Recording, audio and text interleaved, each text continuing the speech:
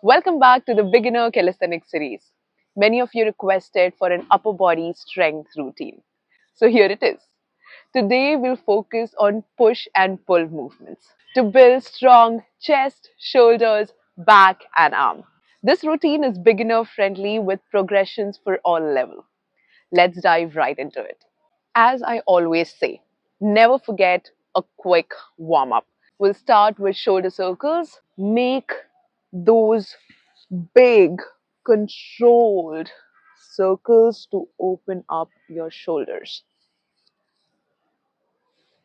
Keep your arms stretched out. Do it for 15 seconds, clockwise and anti clockwise. Next would be arm swings. Swing your arms across your chest and overhead.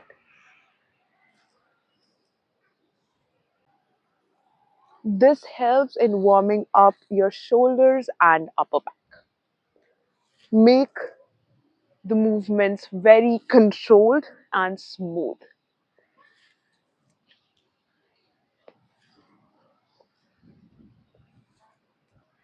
Do it for 30 seconds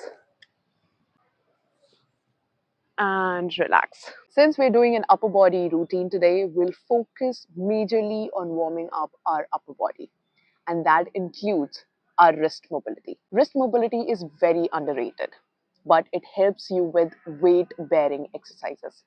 Let's get into it. Get on all fours. Keep your palm flat on the ground, fingers stretched out. Slowly shift your weight forward as far as feels comfortable and then back. Rock this movement for a couple of times. This definitely helps warming up your wrist but also strengthens it. And then slowly sideways. From here, turn your fingers towards you and pull it. Hold here for a couple of seconds and then back. And now you're ready to get into the routine. We'll start with pike push ups. These work your shoulders. Start in a downward dog position with your hands shoulder width apart and your hips lifted high. Your body should form an inverted V shape. As you lower yourself, your head should move forward, creating a 90-degree angle at your elbows. Push back up to the starting position, keeping your core tight.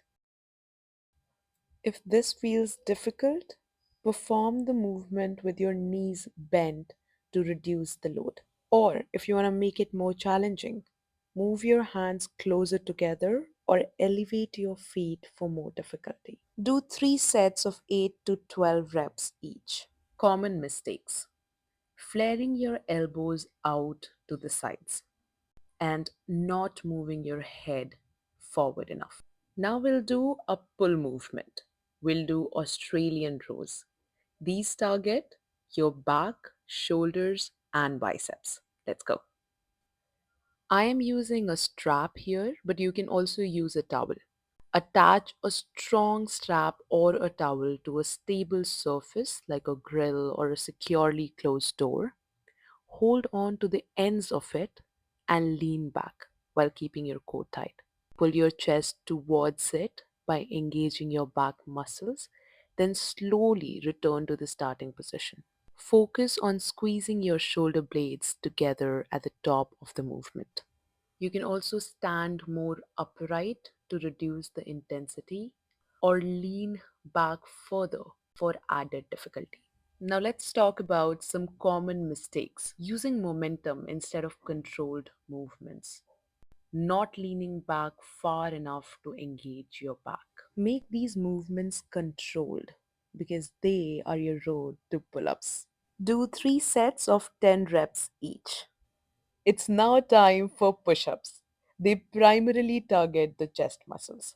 Start in a high plank position with your hands slightly wider than shoulder width apart. Your body should form a straight line from head to heels.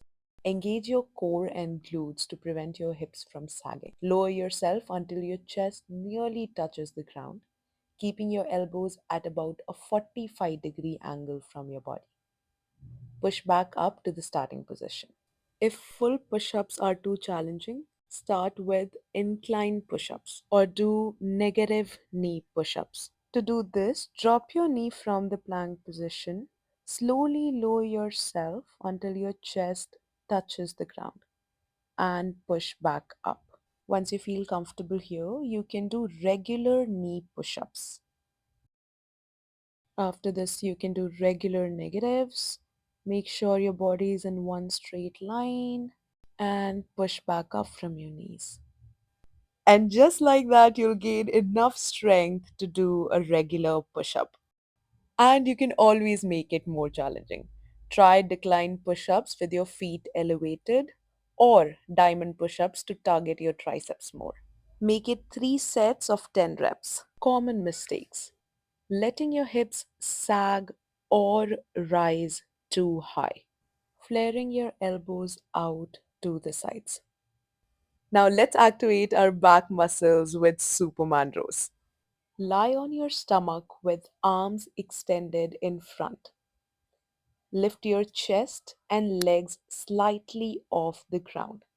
Then pull your elbows back as if you're rowing. Squeeze your shoulder blades together, then return to the starting position.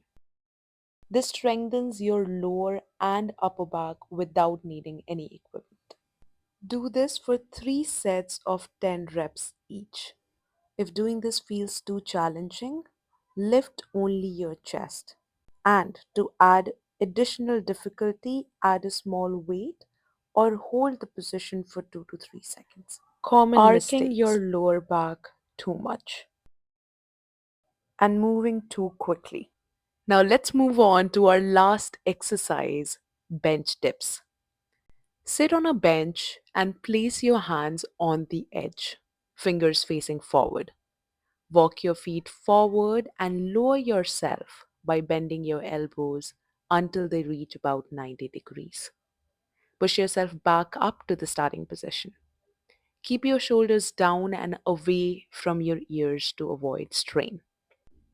If this feels challenging, keep your feet closer to the bench for less intensity. Or elevate your feet for a deeper range of motion. Do it for 3 sets of 8 to 12 reps each. Core is very important. So I'll suggest these two core engagement exercises to support your upper body strength. Starting off with plank to push up. Start in a forearm plank, keeping your core engaged and back flat. Push up one hand at a time into a full plank position. Then lower yourself back down. Keep your movements controlled and avoid excessive rocking of your hips. Perform this movement on your knees to make it less challenging, or add a push up at the end of each rep to make it more difficult.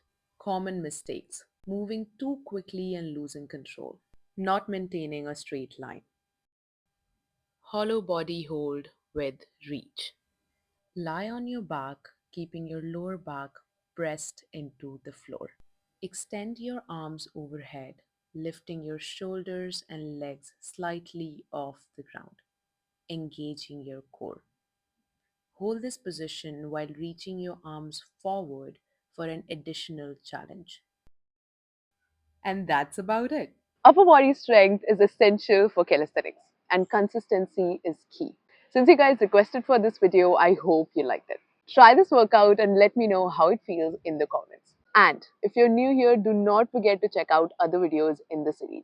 And thank you so much for all your support and love. That keeps me going. See you in the next one.